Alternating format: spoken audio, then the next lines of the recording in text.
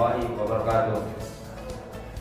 Alhamdulillah, puji serta syukur kita limpahkan kepada Allah Subhanahu wa Ta'ala, yang mana berkat rahmat, taufik dan hidayahnya kita bisa berkumpul dalam acara materi MPLS siswa baru kelas 10 tahun ajaran 2020-2021. Pada kesempatan yang berbahagia ini, saya selaku staf pengajar dari SMK Ulu Binaran Cekek diberikan kesempatan untuk memberikan materi kepada siswa baru tahun ajaran 2020-2021 tentang keluarga sadar hukum. Nah, sebelum masuk ke materi keluarga sadar hukum, alangkah baiknya pada kesempatan yang baik ini juga saya selaku pengajar mengingatkan bahwa Indonesia sedang mendapatkan cobaan dari Yang Kuasa dengan musibah yaitu COVID-19. Ya, tentunya barangkali kita harus mematuhi apa yang menjadi perintah-perintah dari pemerintahan negara Republik Indonesia, ataupun misalkan dari siapapun yang sekira-kiranya bisa mencegah mewabahnya COVID-19. Nah, sekarang Bapak akan masuk ke keluarga sadar hukum. Tapi sebelum masuk ke keluarga sadar hukum, Bapak akan menarik kembali sedikit materi pembelajaran ketika siswa duduk di bangku SMP ataupun yang sederajat, yaitu akan memberikan dan mengulas tentang norma-norma. Barangkali siswa pun juga masih mengingat norma yang berlaku di negara kita. Di antaranya Bapak akan sebutkan yaitu norma keagamaan. Yang kedua, norma kesusilaan. Yang ketiga, norma kepatuhan. Yang keempat, norma hukum. Dan ada para ahli hukum pun juga memasukkan norma kesopanan. Nah, sebelum berbicara lebih jauh lagi, mungkin siswa belum atau sedikit banyaknya mengetahui tentang pengertian norma. Nah, dalam Kamus Besar Indonesia, norma diartikan sebagai patokan atau ukuran yang digunakan untuk mengukur suatu tindakan atau perbuatan manusia. Sekali lagi, bahwa dalam Kamus Besar Indonesia, norma itu diartikan sebagai patokan atau ukuran yang digunakan untuk mengukur suatu tindakan atau perbuatan manusia. Itu yang dikatakan norma. Nah, sekarang kita akan bahas satu persatu. Yang tadi sudah disebutkan, kalau di dalam buku dikatakan ada 4 norma, tapi ada para ahli hukum memasukkan satu, yaitu norma kesopanan. Nah,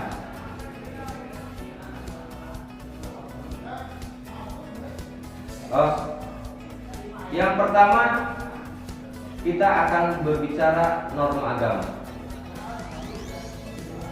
Norma agama itu, kalau berisi norma, yang namanya norma itu adanya aturan-aturan.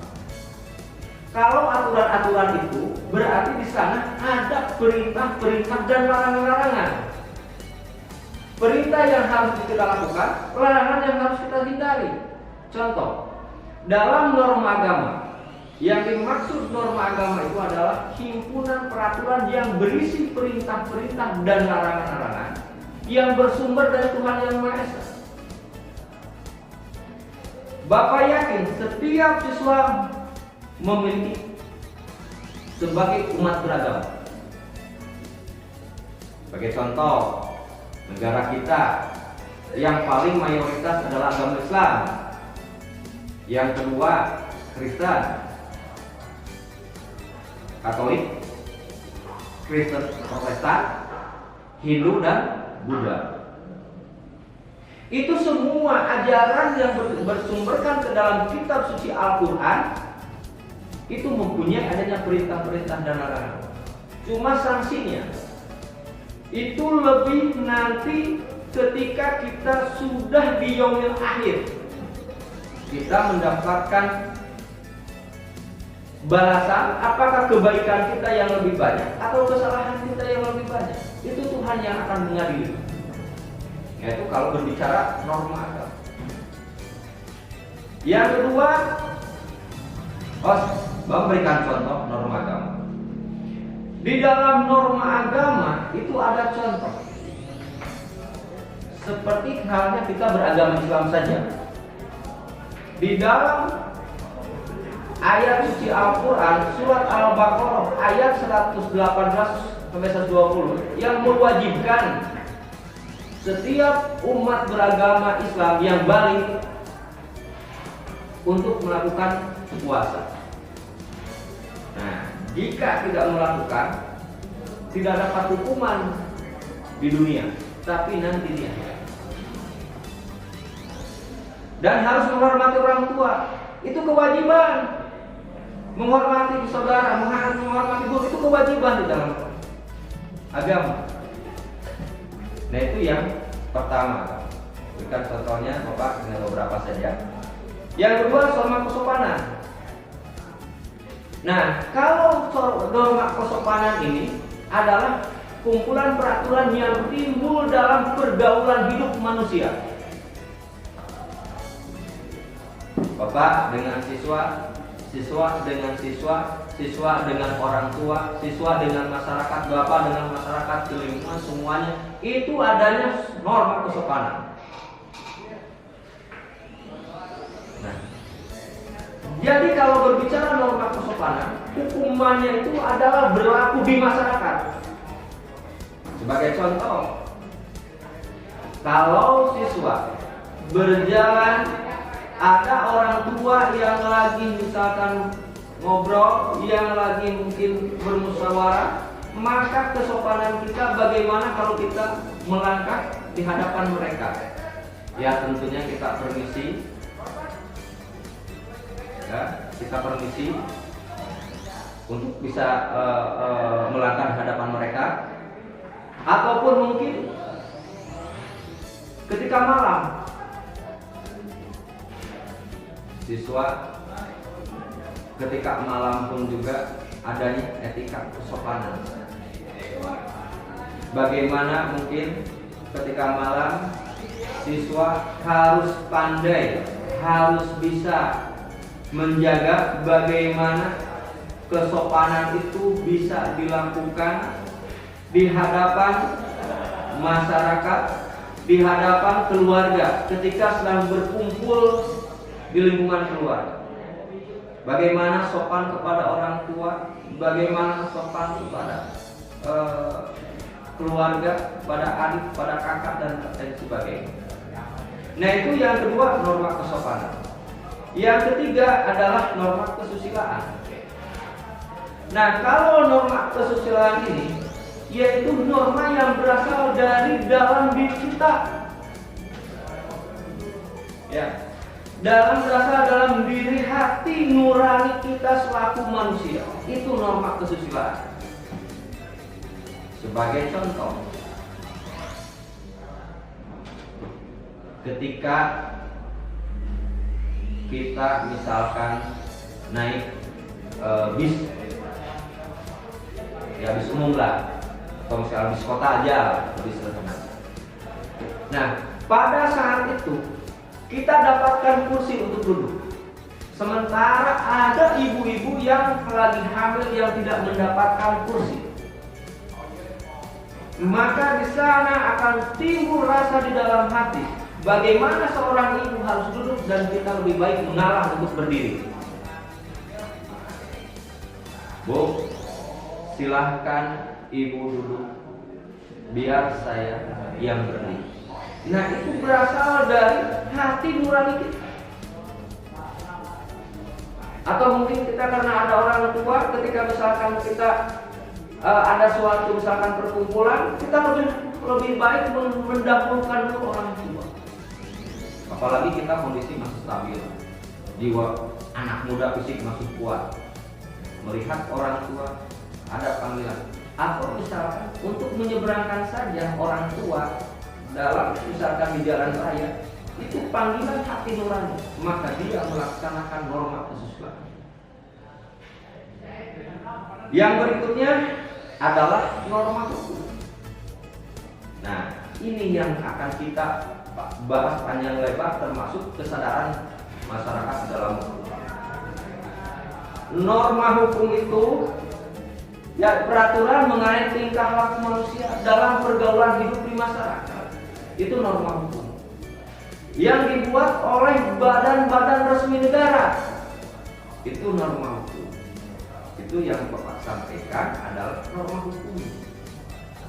Tapi harus siswa pahami juga,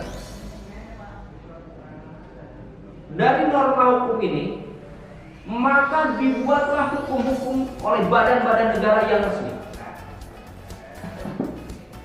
Nah, sedikit Bapak akan kupas mengenai pengertian hukum.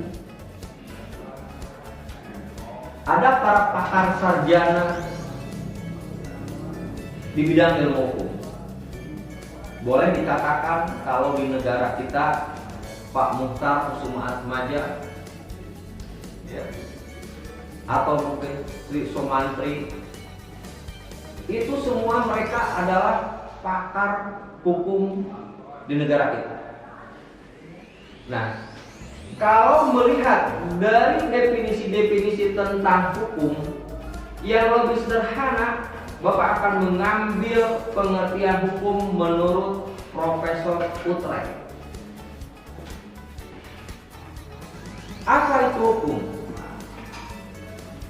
Hukum adalah himpunan peraturan yang berisi perintah-perintah dan larangan-larangan yang harus ditaati atau diindahkan oleh setiap orang. Jika dilanggar akan menimbulkan sanksi. Sekali lagi untuk siswa, bahwa pengertian hukum adalah, ini menurut Profesor Utrecht, adalah himpunan peraturan-peraturan yang berisi perintah-perintah dan larangan-larangan yang jika tidak diindahkan atau dilanggar akan menimbulkan sanksi. Nah, itu Bapak ulas mengenai norma-norma hukum yang berlaku ketika siswa duduk di bangku SMP atau yang sederajat. Nah, sekarang masuk kepada kesadaran hukum dalam masyarakat. Ya, jadi kita atau keluarga sadar hukum. Siswa hari ini sudah masuk ke tingkat jenjang sekolah SMK ataupun yang sederajat, masuk di kelas 10.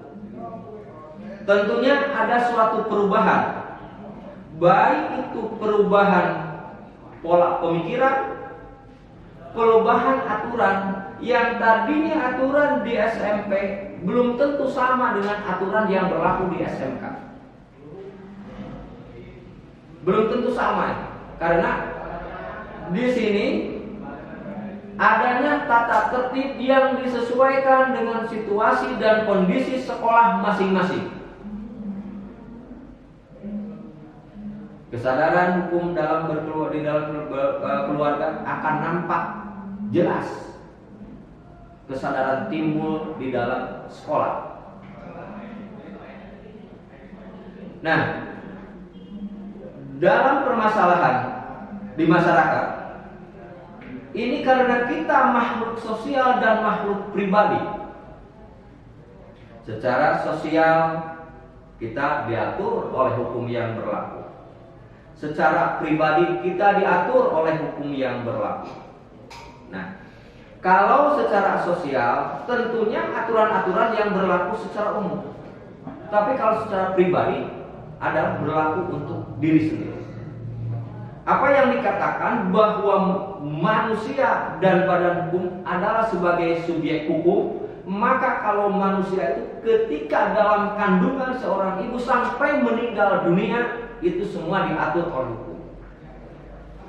Sekali lagi, manusia ketika di dalam kandungan seorang ibu terlahir dan sampai meninggal dunia diatur oleh hukum. Maka dari itu manusia dikatakan sebagai subjek hukum. Nah itu. Nah, judulnya pun juga keluarga. Keluarga itu adalah dikatakan sebagai makhluk sosial. Ya, lingkup sosial. Karena yang dilibatkan bukan individu, tapi sudah merupakan bagian dari beberapa orang. Kalau berbicara keluarga, artinya di sana adanya seorang ayah, adanya seorang ibu, adanya seorang anak, atau beberapa orang anak.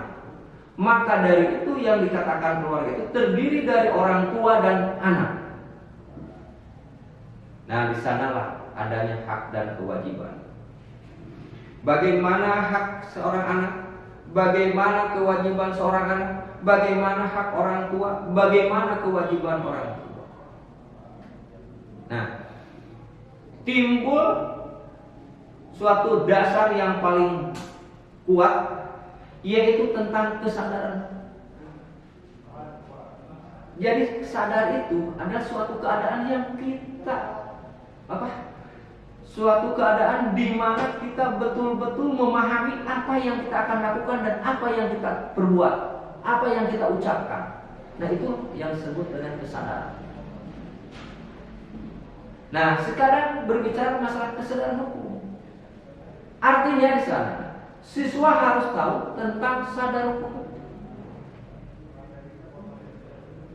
Di rumah adanya aturan yang ditetapkan oleh orang tua, itu wajib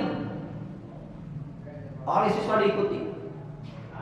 Nanti ke depannya ketika masuk ke SMK ada aturan, karena ini adalah SMK adalah lembaga resmi yang ditunjuk oleh pemerintah, maka SMK pun juga bisa mengeluarkan aturan yang ditetapkan oleh yang berwenang, apakah itu oleh kepala sekolah ataupun oleh yayasan atau oleh dikeluarkan oleh dinas pendidikan, membuat rincian tentang aturan-aturan bagaimana siswa dari mulai pakaian, dari mulai penampilan rambut, dari mulai kehadiran, dari mulai istirahat pulang dan lain sebagainya, itu akan diatur oleh aturan-aturan yang berlaku. Nah, sebagai contoh lagi untuk siswa, bahwa siswa harus benar-benar paham kepada kesadaran itu. Kalau Bapak tarik lagi pembicaraan ke masalah keluarga,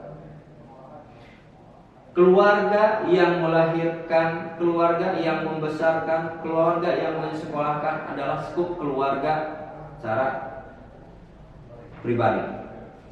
Tapi ini pun juga, kalau siswa masuk ke ranah sekolah pun juga, maka siswa akan dianggap sebagai bagian dari keluarga SMK yang sekolah di mana siswa sekarang akan menuntut ilmu.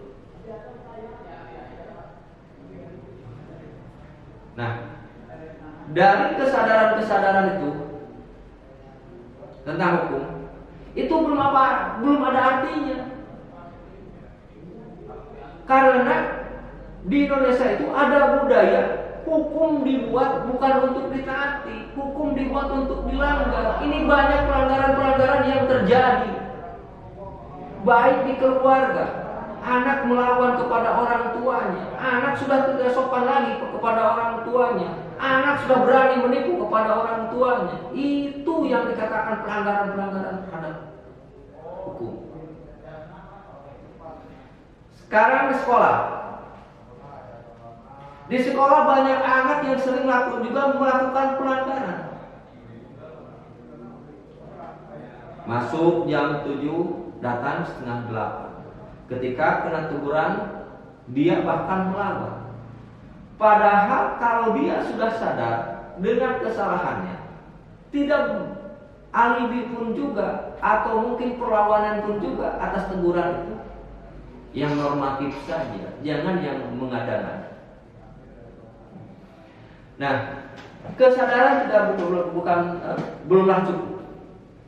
Satu bentuk manifestasi dari kesadaran adalah kepatuhan terhadap hukum. Ketika tahun 1990 ada survei tentang kesadaran dan kepatuhan terhadap hukum. Mohon maaf, kesadaran dan kepatuhan hukum di kita itu masih dalam keadaan rendah. Orang sadar belum tentu orang patuh terhadap hukum. Karena kalau kesadaran yang tadi saya sampaikan, yang Bapak sampaikan adalah mengetahui dan memahami apa yang akan diperbuat dan apa yang akan diucapkan. Itu sadar. Tapi satu bentuk manifestasi daripada kesadaran itu adalah kepatuhan terhadap aturan-aturan yang ada. Patuh tidak siswa terhadap aturan yang berlaku di keluarga?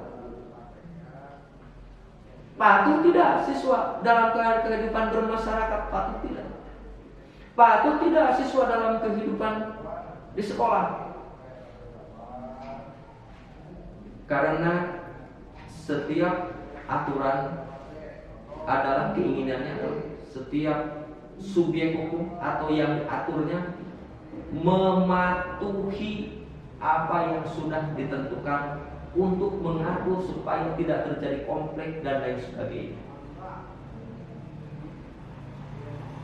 Sekarang sebagai contoh, kemarin banyak kasus-kasus yang mencoreng dunia pendidikan. Kasus mengerjai teman. Banyak kasus-kasus yang terjadi di negara, baik yang diekspos ataupun yang mungkin tidak terekspos. Nah, ini yang harus kita sadar. Ataupun di lingkungan keluarga.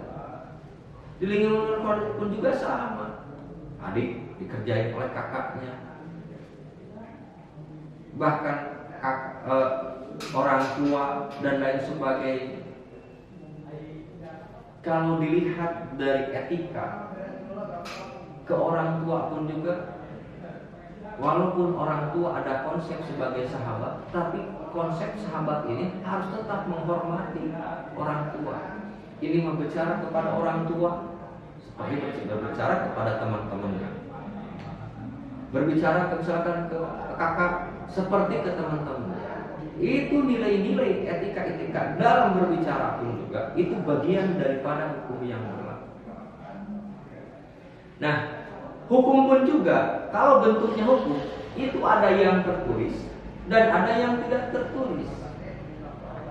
Kalau yang tertulisnya yang sudah jelas dilegalistaskan oleh badan-badan resmi, tapi yang tidak tertulis ini bisa berupa hukum adat. Ada peribahasa, di mana bumi diinjak, di sana langit dijunjung. Artinya kemanapun kita pergi harus bisa menyesuaikan dengan hukum yang berlaku di daerah di mana kita berada. Ini kalau Bapak lihat banyak pelanggaran-pelanggaran. Ada siswa yang terlibat curang. Ada siswa yang terlibat pencurian lainnya. Ada siswa yang terlibat penggunaan narkoba. Ada siswa terlibat dalam bentuk kejahatan ringan dan kejahatan berat. Ini sangat memalukan, sangat mencoreng dunia pendidikan. bagaimanapun juga lembaga pendidikan, guru-guru dan lain sebagainya ingin menciptakan siswa-siswinya menanamkan nilai-nilai kebajikan. Nah, inilah yang harus kita pahami bersama, bahwasanya kehidupan sekarang itu lagi dirongrong oleh nilai-nilai budaya yang sangat luar biasa. Ya, sekali lagi, dirongrong oleh nilai-nilai budaya yang luar biasa. Kebersamaan, kekeluargaan, kegotong royongan, itu nilai-nilainya hampir dikikis dengan individualisme dan liberalisme, kebebasan. Sebagai contoh lagi, Bapak akan mengulas kembali sampai prihatin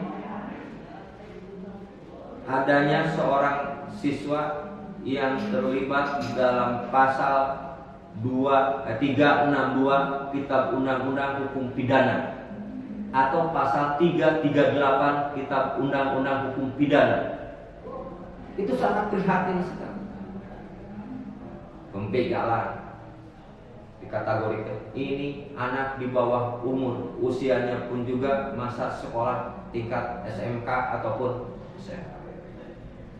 Nah, ini sekali lagi bahwa kesadaran tentang hukum baik di lingkungan keluarga di mana tinggal dan kesadaran hukum di mana keluarga sebagai satu keluarga di sekolah itu belum cukup tanpa dibarengi dengan kepatuhan terhadap hukum itu sendiri.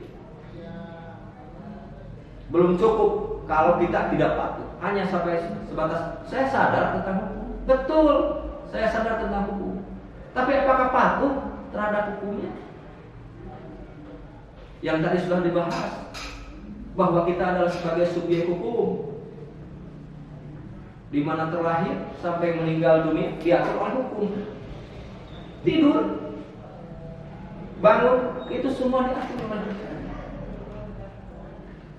Nah, ya sekali lagi, bahwa kesadaran belum berarti jika tidak dilakukan dengan kepatuhan terhadap hukum.